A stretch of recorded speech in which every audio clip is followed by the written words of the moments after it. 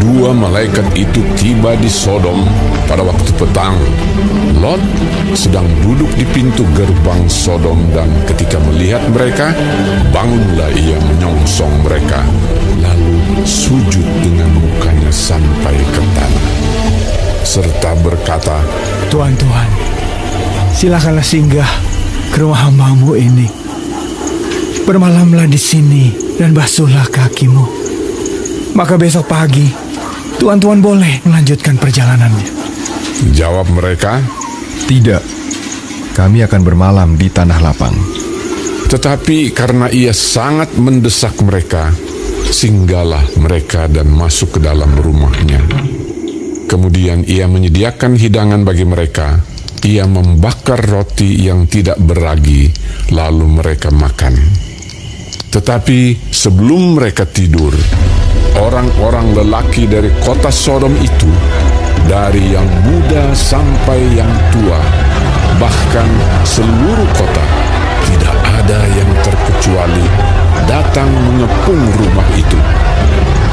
Mereka berseru kepada Lot, Di manakah orang-orang yang datang kepadamu malam ini? Bawalah mereka keluar kepada kami, supaya kami pakai mereka. lalu keluarlah Lot menemui mereka ke depan pintu. Tetapi pintu ditutupnya di belakangnya, dan ia berkata, Saudara-saudaraku, janganlah kiranya berbuat jahat. Kamu tahu, aku mempunyai 2 orang anak perempuan yang belum pernah dijamah laki-laki. Baiklah mereka aku bawa keluar kepadamu. Perbuatlah kepada mereka seperti yang kamu pandang baik. Hanya jangan kamu apa-apakan orang-orang ini, sebab mereka memang datang untuk berlindung di dalam rumahku. tetapi mereka berkata, Hanyalah, lagi kata mereka, orang ini datang ke sini sebagai orang asing, dan dia mau menjadi hakim atas kita. Sekarang kami akan menganiaya engkau lebih daripada kedua orang itu. lalu mereka mendesak orang itu, yaitu Lot, dengan keras, dan mereka mendekat untuk mendobrak pintu.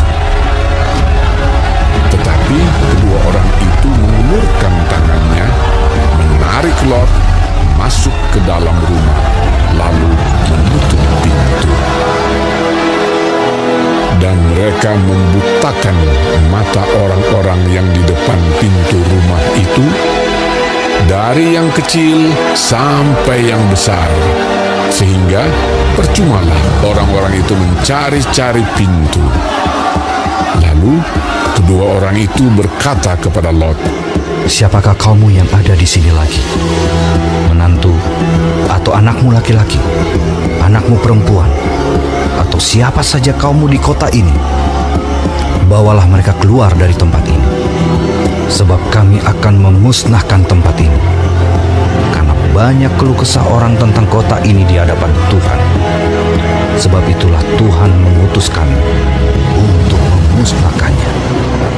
keluarlah Lot, lalu berbicara dengan kedua bakal menantunya yang akan kawin dengan kedua anaknya perempuan.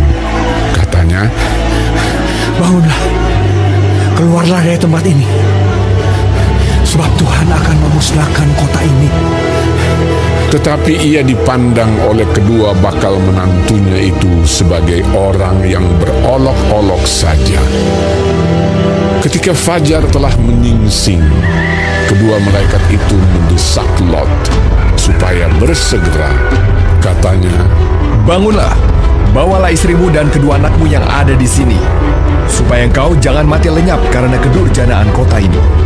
ketika ia berlambat-lambat, maka tangan istri dan tangan kedua anaknya dipegang oleh kedua orang itu, sebab Tuhan hendak mengasihani dia. Lalu kedua orang itu menuntunnya keluar kota dan melepaskannya di sana. Sesudah kedua orang itu menuntun mereka sampai keluar, berkatalah seorang, Larilah, selamatkanlah nyawamu. Janganlah menoleh ke belakang. Dan janganlah berhenti dimanapun juga di lembah Yordan. Larilah ke pegunungan, supaya engkau jangan mati lenyap. Kata Lot kepada mereka, Janganlah kiranya demikian, Tuanku. Sungguh hamba-Mu ini telah dikaruniai belas kasihan di hadapan-Mu. Dan Tuanku telah berbuat kemurahan besar kepadaku dengan memelihara hidupku. Tetapi jika aku harus lari ke pegunungan, pastilah aku akan tersusul oleh bencana itu, sehingga matilah aku. Sungguhlah kota yang di sana itu cukup dekat kiranya untuk lari ke sana. Kota itu kecil. Izinkanlah kiranya aku lari ke sana. Bukankah kota itu kecil? Jika demikian, nyawaku akan terpelihara. sahut malaikat itu kepadanya, Baiklah, dalam hal ini pun permintaanmu akan kuterima dengan baik. Yakni kota yang telah kau sebut itu tidak akan kutunggang balikan. Cepatlah, larilah ke sana, sebab aku tidak dapat berbuat apa-apa sebelum engkau sampai ke sana. Itulah sebabnya nama kota itu disebut Zoar. Matahari telah terbit menyinari bumi ketika Lot tiba di Zoar. Kemudian Tuhan menurunkan hujan belerang dan api atas Sodom dan Gomora, berasal dari Tuhan dari langit. Dan ditunggang balikannya lah kota-kota itu dan lembah Yordan dan semua penduduk kota-kota serta tumbuh-tumbuhan di tanah. Tetapi istri Lot yang berjalan mengikutnya menoleh ke belakang lalu menjadi tiang garam. Ketika Abraham pagi-pagi pergi ke tempat ia berdiri di hadapan Tuhan itu dan memandang ke arah Sodom dan Gomora serta ke seluruh tanah lembah Yordan, maka dilihatnyalah asap dari bumi membubung ke atas sebagai asap dari dapur peleburan. Demikianlah pada waktu Allah memusnahkan kota-kota di lembah Yordan dan menunggang balikkan kota-kota kediaman Lot, maka Allah ingat kepada Abraham, lalu dikeluarkannyalah Lot dari tengah-tengah tempat yang ditunggang balikkan itu. Pergilah Lot dari Zoar dan ia menetap bersama-sama dengan kedua anaknya perempuan di pegunungan, sebab ia tidak berani tinggal di Zoar. Maka diamlah ia dalam suatu gua beserta kedua anaknya. Kata kakaknya kepada adiknya, Ayah kita telah tua, dan tidak ada laki-laki di negeri ini yang dapat menghampiri kita seperti kebiasaan seluruh bumi. Marilah kita beri ayah kita minum anggur, lalu kita tidur dengan dia, supaya kita menyambung keturunan dari ayah kita. pada malam itu mereka memberi ayah mereka minum anggur. Lalu masuklah yang lebih tua untuk tidur dengan ayahnya. Dan ayahnya itu tidak mengetahui ketika anaknya itu tidur dan ketika ia bangun. Keesokan harinya berkatalah kakaknya kepada adiknya, Tadi malam aku telah tidur dengan ayah. Baiklah, malam ini juga kita beri dia minum anggur. Masuklah engkau untuk tidur dengan dia, supaya kita menyambung keturunan dari ayah kita. Demikianlah juga pada malam itu mereka memberi ayah mereka minum anggur. Lalu bangunlah yang lebih muda untuk tidur dengan ayahnya. Dan ayahnya itu tidak mengetahui ketika anaknya itu tidur dan ketika ia bangun. Lalu mengandunglah kedua anak Lot itu dari ayah mereka.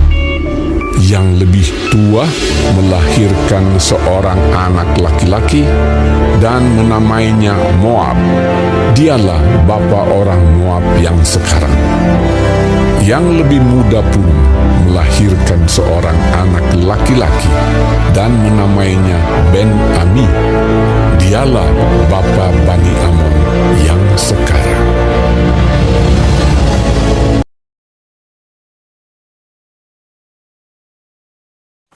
Lalu Abraham berangkat dari situ ke tanah Negeb, dan ia menetap antara Kades dan Shur. Ia tinggal di Gerar sebagai orang asing. Oleh karena Abraham telah mengatakan tentang Sarah istrinya, Dia saudaraku. maka Abimelek raja Gerar menyuruh mengambil Sarah. Tetapi pada waktu malam Allah datang kepada Abimelek dalam suatu mimpi serta berfirman kepadanya, Engkau harus mati oleh karena perempuan yang telah kau ambil itu, sebab ia sudah bersuami. Adapun Abimelek belum menghampiri Sarah. Berkatalah ia, Tuhan, apakah engkau membunuh bangsa yang tak bersalah?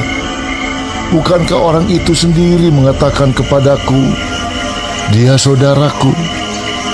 Dan perempuan itu sendiri telah mengatakan, ia saudaraku.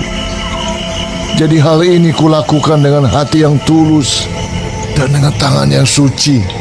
Lalu berfirmanlah Allah kepadanya dalam mimpi, Aku tahu juga bahwa engkau telah melakukan hal itu dengan hati yang tulus. Maka aku pun telah mencegah engkau untuk berbuat dosa terhadap aku. Sebab itu aku tidak membiarkan engkau menjamah dia. Jadi sekarang, kembalikanlah istri orang itu, sebab dia seorang nabi. Ia akan berdoa untuk engkau, maka engkau tetap hidup. Tetapi jika engkau tidak mengembalikan dia, ketahuilah, engkau pasti mati. Engkau dan semua orang yang bersama-sama dengan engkau. Keesokan harinya pagi-pagi Abimelek memanggil semua hambanya dan memberitahukan seluruh peristiwa itu kepada mereka. Lalu sangat takutlah orang-orang itu. Kemudian Abimelek memanggil Abraham dan berkata kepadanya, Perbuatan apakah yang kau lakukan ini terhadap kami? Dan kesalahan apakah yang kulakukan terhadap engkau, sehingga engkau mendatangkan dosa besar atas diriku dan kerajaanku? Engkau telah berbuat hal-hal yang tidak patut kepadaku. Lagi kata Abimelek kepada Abraham, Apakah maksudmu? Maka engkau melakukan hal ini. Lalu Abraham berkata, Aku berpikir, takut akan Allah tidak ada di tempat ini. Tentulah aku akan dibunuh karena istriku. Lagi pula ia benar-benar saudaraku. Anak ayahku hanya bukan anak ibuku, tetapi kemudian ia menjadi istriku. Ketika Allah menyuruh aku mengembara keluar dari rumah ayahku, berkatalah aku kepada istriku, tunjukkanlah kasihmu kepadaku, yakni katakanlah tentang aku di tiap-tiap tempat di mana kita tiba. Ia saudaraku. Kemudian Abimelek mengambil kambing, domba, dan lembu sapi, hamba laki-laki dan perempuan, lalu memberikan semuanya itu kepada Abraham. Sarah, istri Abraham, juga dikembalikannya kepadanya. Dan Abimelek berkata, Negeriku ini terbuka untuk engkau. Menetaplah di mana engkau suka. Lalu katanya kepada Sarah, Telah kuberikan kepada saudaramu 1000 sikal perak. Itulah bukti kesucianmu bagi semua orang yang bersama-sama dengan engkau. Maka dalam segala hal engkau dibenarkan. Lalu Abraham berdoa kepada Allah, dan Allah menyembuhkan Abimelek dan istrinya dan budak-budaknya perempuan, sehingga mereka melahirkan anak. Sebab tadinya Tuhan telah menutup kandungan setiap perempuan di istana Abimelek karena Sarah, istri Abraham itu.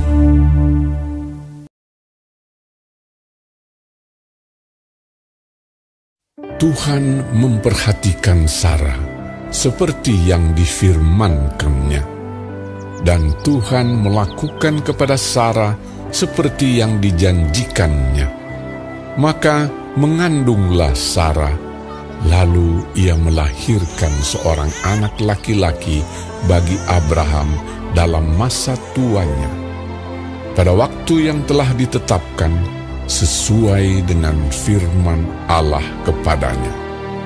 Abraham menamai anaknya yang baru lahir itu Ishak, yang dilahirkan Sarah baginya. Kemudian Abraham menyunat Ishak, anaknya itu, ketika berumur 8 hari, seperti yang diperintahkan Allah kepadanya. Adapun Abraham berumur 100 tahun ketika Ishak, anaknya, lahir baginya. Berkatalah Sarah, Allah telah membuat aku tertawa. Setiap orang yang mendengarnya akan tertawa karena aku.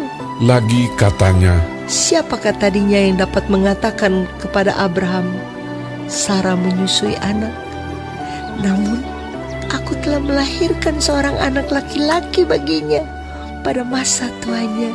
bertambah besarlah anak itu dan ia disapih. Lalu Abraham mengadakan perjamuan besar pada hari Ishak disapih itu. Pada waktu itu Sarah melihat bahwa anak yang dilahirkan Hagar, perempuan Mesir itu bagi Abraham, sedang main dengan Ishak anaknya sendiri. Berkatalah Sarah kepada Abraham, Usirlah hamba perempuan itu beserta anaknya, sebab anak hamba ini tidak akan menjadi ahli waris bersama-sama dengan anakku Ishak.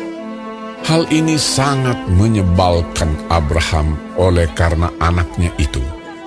Tetapi Allah berfirman kepada Abraham, Janganlah sebal hatimu, karena hal anak dan budakmu itu. Dalam segala yang dikatakan Sarah kepadamu, haruslah engkau mendengarkannya. Sebab yang akan disebut keturunanmu, ialah yang berasal dari Ishak. Tetapi keturunan dari hambamu itu juga akan kubuat menjadi suatu bangsa, karena ia pun anakmu. Keesokan harinya, pagi-pagi Abraham mengambil roti serta sekirbat air dan memberikannya kepada Hagar. Ia meletakkan itu beserta anaknya di atas bahu Hagar. Kemudian disuruhnyalah perempuan itu pergi. Maka pergilah Hagar dan mengembara di padang gurun Beersheba. Ketika air yang dikirbat itu habis, dibuangnyalah anak itu ke bawah semak-semak, dan ia duduk agak jauh, kira-kira sepemanah jauhnya, sebab katanya, Tidak tahan aku melihat anak itu mati. sedang ia duduk di situ, menangislah ia dengan suara nyaring. Allah mendengar suara anak itu. Lalu malaikat Allah berseru dari langit kepada Hagar, katanya kepadanya, Apakah yang kau susahkan, Hagar? Janganlah takut, sebab Allah telah mendengar suara anak itu dari tempat ia terbaring. Bangunlah, angkatlah anak itu, dan bimbinglah dia, sebab aku akan membuat dia menjadi bangsa yang besar. Lalu Allah membuka mata Hagar, sehingga ia melihat sebuah sumur. Ia pergi mengisi kirbatnya dengan air, kemudian diberinya anak itu minum. Allah menyertai anak itu, sehingga ia bertambah besar. Ia menetap di padang gurun dan menjadi seorang pemanah. Maka tinggallah ia di padang gurun Paran, dan ibunya mengambil seorang istri baginya dari tanah Mesir. Pada waktu itu Abimelek beserta Pikol, panglima tentaranya, berkata kepada Abraham, Allah menyertai engkau dalam segala sesuatu yang engkau lakukan. Oleh sebab itu, bersumpahlah kepadaku di sini demi Allah, bahwa engkau tidak akan berlaku curang kepadaku, atau kepada anak-anakku, atau kepada cucu cicitku, sesuai dengan persahabatan yang kulakukan kepadamu. Demikianlah harus engkau berlaku kepadaku dan kepada negeri yang kau tinggali sebagai orang asing. Lalu kata Abraham, Aku bersumpah. tetapi Abraham menyesali Abimelek tentang sebuah sumur yang telah dirampas oleh hamba-hamba Abimelek. Jawab Abimelek, Aku tidak tahu siapa yang melakukan hal itu.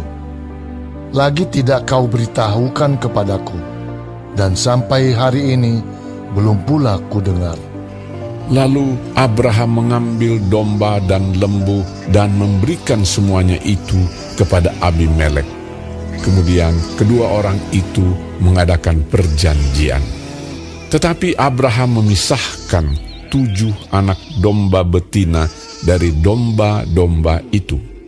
Lalu kata Abimelek kepada Abraham, Untuk apakah ke-7 anak domba yang kau pisahkan ini? Jawabnya, Ke-7 anak domba ini harus kau terima dari tanganku untuk menjadi tanda bukti bagiku bahwa akulah yang menggali sumur ini.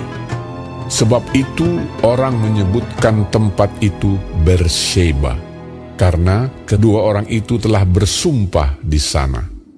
Setelah mereka mengadakan perjanjian di Bersheba, pulanglah Abimelek beserta Pikol, panglima tentaranya, ke negeri orang Filistin. Lalu Abraham menanam sebatang pohon tamariska di Bersheba dan memanggil di sana nama Tuhan, Allah yang kekal. Dan masih lama Abraham tinggal sebagai orang asing di negeri orang Filistin.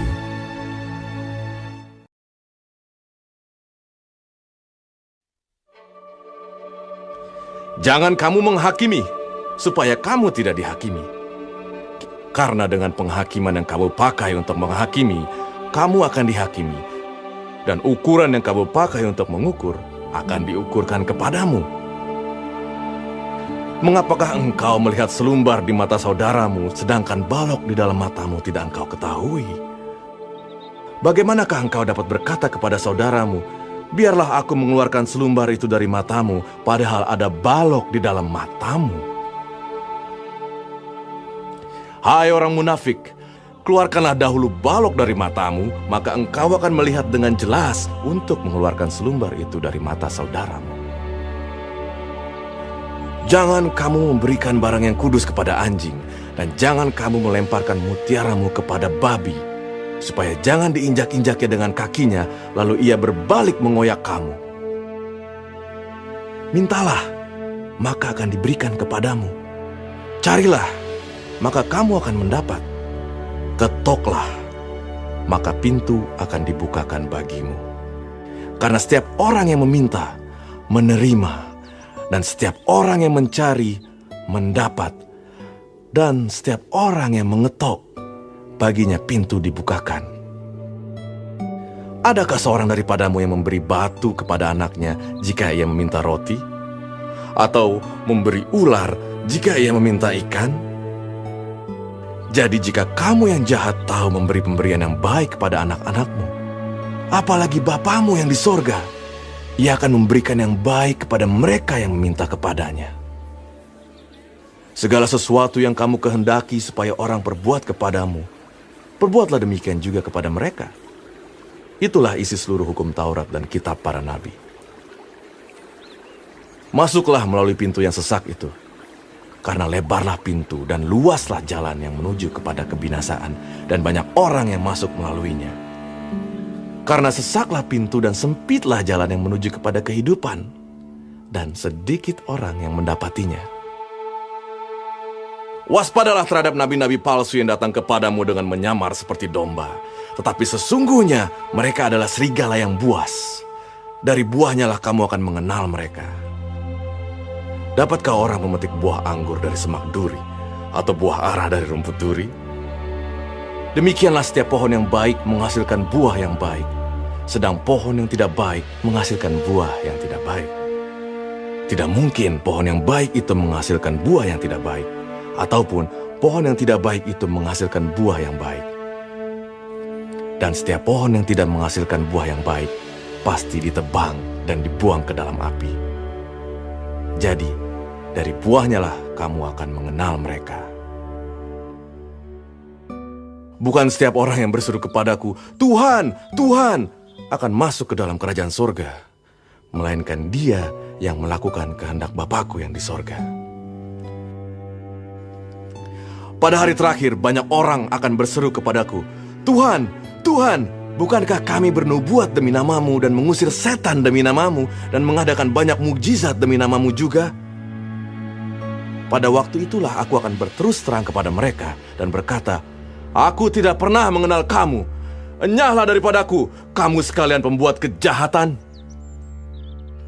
Setiap orang yang mendengar perkataanku ini dan melakukannya, ia sama dengan orang yang bijaksana, yang mendirikan rumahnya di atas batu. Kemudian turunlah hujan, dan datanglah banjir. Lalu angin melanda rumah itu. Tetapi rumah itu tidak rubuh, sebab didirikan di atas batu. Tetapi setiap orang yang mendengar perkataanku ini dan tidak melakukannya, ia sama dengan orang yang bodoh, yang mendirikan rumahnya di atas pasir. Kemudian turunlah hujan dan datanglah banjir, lalu angin melanda rumah itu, sehingga rubuhlah rumah itu, dan hebatlah kerusakannya. Dan setelah Yesus mengakhiri perkataan ini, takjublah orang banyak itu mendengar pengajarannya. Sebab ia mengajar mereka sebagai orang yang berkuasa, tidak seperti ahli-ahli Taurat mereka.